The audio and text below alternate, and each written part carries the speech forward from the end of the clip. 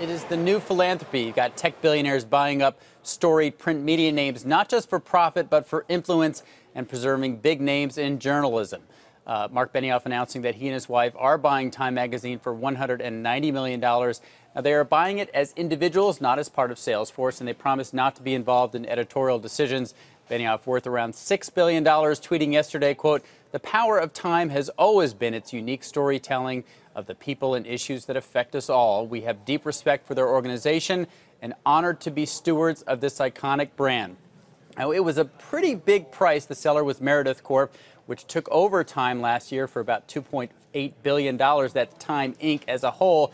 It's since put up Time Magazine, Fortune, Money, and Sports Illustrated all for sale, saying the deals for the other titles are expected in the near future. The new breed of press barons is less Citizen Kane and more Bill Gates. You've got Laurene Powell Jobs taking over the Atlantic magazine last year, adding reporters and bureaus as part of what it calls a, quote, radical expansion. Washington Post, of course, thriving now after Jeff Bezos bought it in 2013 for $250 million, and Patrick Soon-Shiong buying the LA Times this year. All of this driven as much by charity as profits. As Bezos said when he took over the Post, quote, we're not just trying to make money, we think this is important.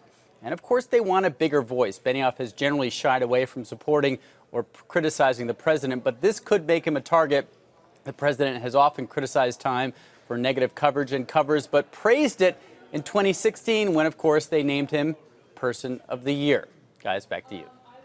Yeah, and Robert, of course, he is also, that being President Trump, criticized Jeff Bezos in particular because of the ownership of the Washington Post there, although, frankly, it has not hurt Amazon in any way. But it does seem that Benioff could open himself up to some of those kinds of Twitter salvos. Exactly.